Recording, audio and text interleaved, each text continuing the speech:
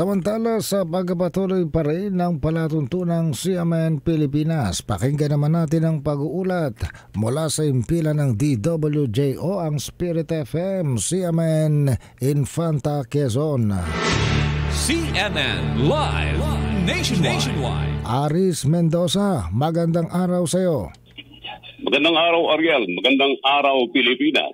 Magandang balita na rin ang bayan ng General Nakar dito sa lalawigan ng Quezon sa ilalim ng pamuno ni Mayor Eliseo S. Rusol ay isa sa mga bayan sa buong lalawigan ng Quezon na binigyan ng parangal at pagkilala ng Regional Subcommittee for the Welfare of Children, Region 4A Calabarzon. Ito'y bunga ng mahusay ng mga proyekto at programa ng lokal na pamahalaan sa kapakanan ng mga batang nakarin. Kaugnay nito ay sinagawa ang awarding ceremony sa Regional Subcommittee for the Welfare of Children, Calabarzon, sa Open Heart Foundation. At ito'y personal na dinalwan ni Mayor Eliseo S. Rusol upang malugod na tanggapin ang prestiyosong parangal sa 2022 Seal of Child-Friendly Local Governance. Nakasama't nakabahagi ni Mayor C. sa pagtanggap sina Municipal Local Government Operations Officer Alilid De Talo ng Department of Interior and Local Government, Municipal Social Welfare and Development Officer Carmencita Suaverdez, Municipal Health Officer Dr. Andesa Enriquez Mendoza, Maribel Santelices ng DepEd District 2, Jabert Saron at si MIO ICO GSO Leia Villanueva, Municipal Information Officer.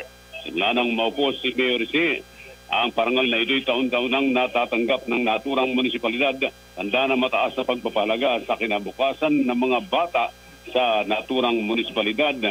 Ang parangal din ay sumasailalim sa mahusay na panggampan ng lokal na pamahalaan sa pagbibigay ng mga serbisyong panglipunan at pagpapatupad ng mga kapaki-pakinabang na programa para sa karapatan, kapakanan at kabataang nakarin.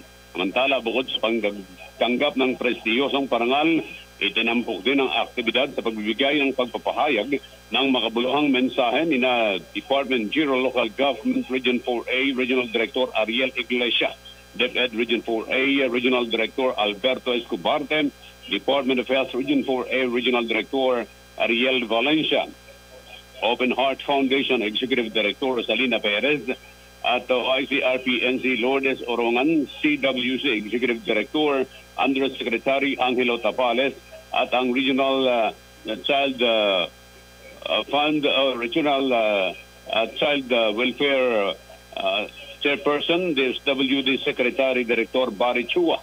Nagpabuti ng mensahe sina Mayor ng Agoncillo, Batangas, Honorable Cinderella Valenton Reyes, at si Mayor ng Carmona, Cavite, Honorable Dalia Loyola.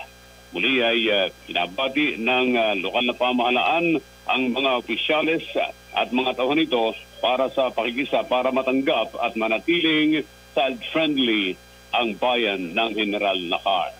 Mula dito sa DWJO Spirit FM, Infanta Quezon, para sa CMN Pilipinas, Aris Mendoza nag-uulat. CMN Live Nationwide. Maraming salamat, Aris Mendoza, live and direct mula po naman sa DWJO Spirit FM CMN Infanta Quezon.